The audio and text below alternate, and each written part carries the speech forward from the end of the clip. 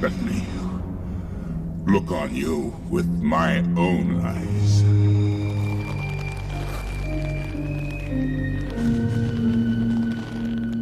Tell your sister you were right.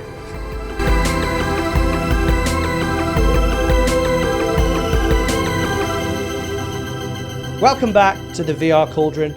I'm Al, and again I'm going to start with a disclaimer and then a warning. First, I am not anti-Oculus and not even anti-Facebook. However, I'm extremely wary of the power Facebook possesses. Now, I'm a big sci-fi fan, and one of the most popular and done-to-death story archetypes is that of the mega corporation with just too much control, and that's basically what we have. So, last video, I looked at 6 reasons you might not need to worry about Facebook VR accounts becoming compulsory. So today, to keep the view balanced, we're going to look at 6 reasons you should worry. Now, I don't really want to worry anyone. I just want to keep people informed. I'm not too worried myself, but we all need to consider possible ramifications, bad things that can happen down the line. Now, a warning, don't blindly believe anything anyone says, even me. People can absolutely believe they're right about something even after plenty of research, but time often proves them wrong. So always get as many points of view as possible on both sides of any argument, if there's only 2 sides, and then make an informed decision of your own. There's nothing worse than reading a single point of view, I don't know, let's say from the Daily Mail or Fox News, and then basing all your opinions on that. So with that in mind, let's begin. Now, just like the last video, none of these points are guaranteed to come to fruition, but because they're negative views of the current situation, they will be more readily accepted. So if you haven't seen my last video, at the end of this one, give that one a watch too. Links will be in the description and at the end.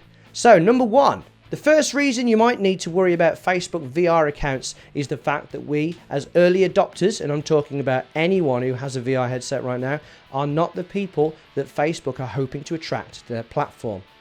Mark Zuckerberg wants 1 billion people in VR headsets. The population of Earth is coming up to 8 billion, that's 1 in every 8 people, or 1 in every 2 households, assuming the average is about 4 people per house. And yes, I pulled 4 out my ass. Jesus Christ. Now that's mad, but the only way that this will happen is if Facebook managed to pull in the non-gamer crowd. Remember when your granny was playing on the Wii? Imagine a supercharged version of that. Sadly, what this means is that they don't really care what we, the gamers, think, no matter what they want to tell us. There will be people at Oculus who are super passionate about VR and gaming, but sadly, they aren't the ones in control. The encouraging thing is that if you look at the updates for Oculus Quest, they obviously care about adding new features, and the Oculus Quest is a fantastic machine that we didn't realise we wanted until it was released.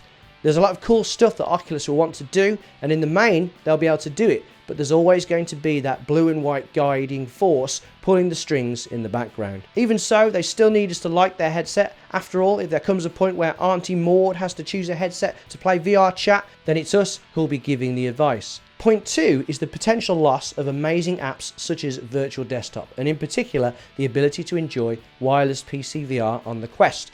Shout out to Metal Man Extreme, who I had an interesting discussion with in the comments of the last video about precisely this. Other programs that may lose functionality are things like Revive, that allows Oculus exclusives to be played on other headsets. Now, so far, Facebook haven't stopped these programs, but we do know they don't like them. It's very possible that they're allowed to exist due to the fact that not many people use them, relatively speaking. But if Facebook fear this news of having to use Facebook accounts will increase the popularity of programs like this, then they're going to do their best to shut them down. Whether that's by making them non-functional or making their own version, that remains to be seen. But we only need to look at Facebook's treatment of virtual theatre app Big Screen to see what they can do. Also, if you remember, there was news about a sort of side quest style store coming on the Oculus platform where devs could sell games and other programs that were not yet approved for the main Oculus store. Now, at the time it seemed like a good idea, but now it seems that this might be a ploy to make SideQuest no longer financially viable, just like Big Screen. And you can bet that there will still be some kind of regulation on this new store. At this point, remember that this is all speculation and we don't really know what their plans are for this store as of yet. Now, the third reason why you might be worried about Facebook VR is that if they do manage to get the masses into their own headsets, due to the increased advertising revenue, it could allow them to sell headsets so cheap that other manufacturers won't be able to compete. Even now, they're able to sell Rifts and Quests at least £200 or dollars less than the nearest competitor, and in the case of the Quest, there is no competitor. The Quest 2 hasn't been announced yet, but if the visual specs are anywhere near the HP Reverb G2, I doubt they are, but if they were, for example, and it can do PC VR as well as mobile, and as I suspect it'll be as cheap or cheaper than the current Quest, how can other headsets compete with that? They'll have to be a lot better, and that's going to increase cost even more. There's always going to be people with lots of money who want the best, but will the product be enough of an improvement that it makes sense to the consumer to spend double or triple the amount they'd spend on an Oculus? And if that doesn't make sense to enough consumers, then there's no point making it in the first place. So if making a competing headset becomes almost pointless, we won't see as many technological advancements in the field as we would if the market were truly open. Yes, Facebook have thrown a lot of money into VR research and development, but it also means that the technological visionaries that otherwise would have been working for a competing manufacturer are working on something completely different that doesn't advance virtual reality at all. There might be a way around this for a manufacturer, but it may involve them selling their soul and agreeing to their device having a Facebook login to subsidize their costs, similar to how different phones use Android now, but with the added cost of technological freedom. Reason to be worried number 4 is advertising. We estimate we can sell up to 80% of an individual's visual field before inducing seizure. We know Facebook make most of their money from advertising, so if all of their users are in headsets, the adverts need to follow. But if we're all playing games, then the ads need to be there too. Otherwise, we won't see them and Facebook won't make as much money. When we're on our phones on Facebook, we're scrolling and we see adverts. So they do anything they can do to keep you scrolling so you can see more adverts. And the more adverts we see, the more money they get. And so it goes round and round. We have to wonder how they'll get us seeing ads if we're in a game. There's already been some discussion about adverts in computer games, and there are a few different ways that can be implemented. The obvious one is pop-ups, like we see all over the internet. I think we can all agree that this would be horrible, especially in VR, where immersion is hugely important. An idea I might be able to get on board with is the use of billboards in the game world. The problem with billboards is that you need a specific type of game for it to make sense, but in a lot of cases, it would drastically impact the look and feel of the game. Even in something like Red Dead Redemption, they could make old-style billboards, but people still wouldn't accept a product like Raid Shadow Legends being advertised in the 1800s. You could have product placement, as seen in many films. I doubt I'd mind this so much because, just like with billboards, it can add to immersion, but if done incorrectly, it can easily break it. And maybe the worst one, actual ads running in games. We see this in mobile games already, but imagine completing a level, then having to sit through 30 seconds of adverts. Now, you all know the ads that you can skip in 5 seconds on YouTube. Is that the longest 5 seconds ever? Come on, I just want to see the Raid Shadow Legends adverts! Time voice changer for gamers and content creators. Now, I used to watch a lot of Twitch, but having to watch a 30-second advert put an end to that. Our attention spans are really small these days, which is why there's not many people listening right now. Hi, Mum! But I can see a point in the future where Facebook can do deals with devs to get adverts into their games, and if they agree to have adverts in their games, then the costs of them selling games on the Facebook platform is going to be massively reduced. So number 5, judging by all the comments I've seen, it's a very big concern. Could you lose all of your games if you get banned from Facebook or if you decide to leave? If you already have a Facebook account and use it politically and ranty like a lot of people do, could you lose all of your games if you accidentally say something Facebook deems as unacceptable? If you decide you wanted a second account just for VR and they find out and close it, does that mean you lose all your games too?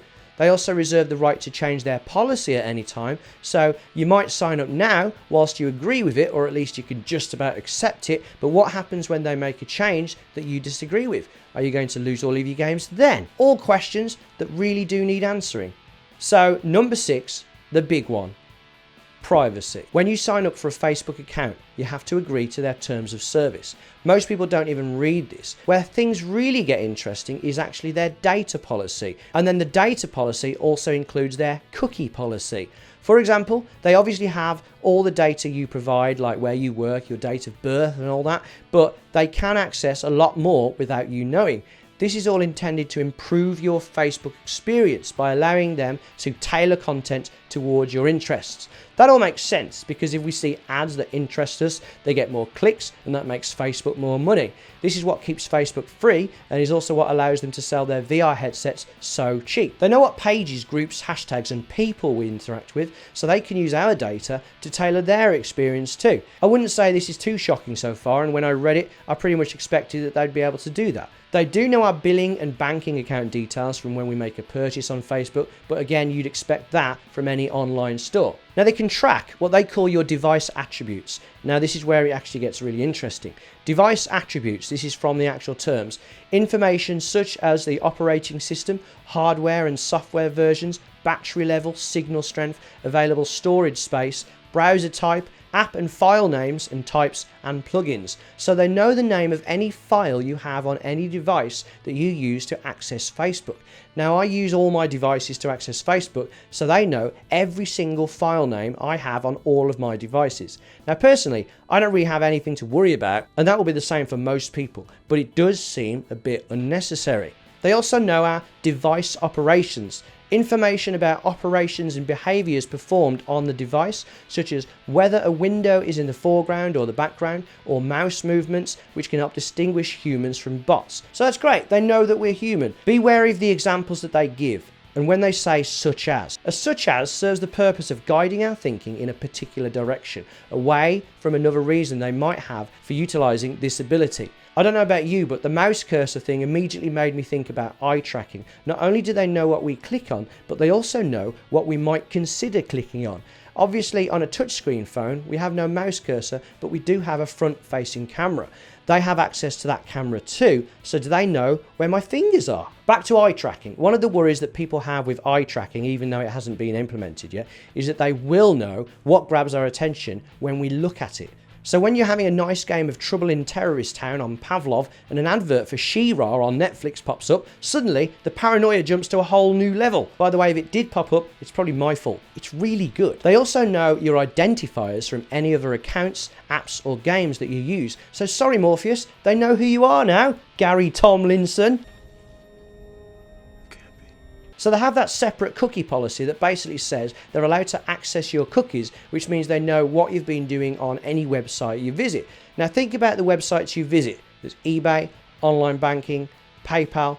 They can also get this information from their business partners, which can include websites, purchases, and how you use the business partners' sites. They also collect location-related information, and they say, we use location-related information such as your current location, where you live, the places you like to go, and the businesses and people you're near to provide, personalise and improve our products, including ads for you and others. Location-related information can be based on things such as precise device location, if you've allowed us to collect it, IP addresses, and information from your and others' use of Facebook products, such as check-ins or events you attend. Even if you don't allow them to collect this information, they have plenty of other ways to get this information regardless. Now I'm going to stop there because this could go on for a long time, but the point is that they know everything about you. Now obviously they tell us that all of this information is driven towards making our experience better, which obviously in turn makes them more money. And I'm sure we get that. That's understandable. Now we can choose to trust them with our data now, and in general I do, but no company is infallible, especially when it's driven forward by the mind of one single human. Even if that human feels like they're doing the right thing, remember what I said at the start of the video, no one is right all of the time, even me. Even Tony Stark. Now, I know he's not a real person, but if you've seen Iron Man 2, then you can see the parallels with us trusting Tony with the Iron Man weapon and us trusting Mark Zuckerberg with all of our data. And we all know that Mickey Rourke came along and wanted a bird. I want my bird. I want my bird. I want my bird. So even if Mark Zuckerberg had perfect intentions, if someone else managed to get their hands on all of our data, the potential of the things that they can do with it are limitless. Emptying our accounts and stealing our identity is just the tip of a scary iceberg. So there were 6 reasons why you might be worried about Facebook accounts being used for Oculus VR. So now I've got to do a sort of disclaimer that's similar to my last video but opposite. The last video might make me look like I'm very naive with my head in the sand, and this video might make me look like I'm a doom-mongerer. We just need to be aware of the potential risks involved when we decide to choose an Oculus device. Yes, other companies are doing similar things, but Facebook seems to be in prime position to gather much more than anyone else. And with the way the company is run with one single person in power, their position seems all the more precarious. Dodgy. We can't just get Batman to grab Lois Lane if he turns bad. Remember, only you can make the decision whether or not you want to use an Oculus headset going forwards, and you need to be as informed as possible. Personally, I probably will stick with Oculus, which is one of the reasons I feel I can give you a video with a negative slant to it. But make your own mind up, and remember that over the last 2 videos I still won't have covered everything. So keep on researching, but most of all, keep on enjoying the wonderful thing we call VR. I hope I haven't worried you too much. If I have, go and watch Real Steel with Hugh Jackman. It's the bestest film in the whole wide world. If you found this informative, please click the like button and subscribe if you want to see more. I'm hoping to get back into gameplay for my next video, but I'll always be up for some discussion when we get more big news. Mention meerkats in the comments if you got this far, so I know how awesome you are. So I've been Al. Thanks for watching the VR Cauldron. Take care of yourselves, and I hope to see you next time. See ya. When I'm upside down, I can't see heaven. Am I under your protection spell? Just don't hang up the phone. They wanna send me straight to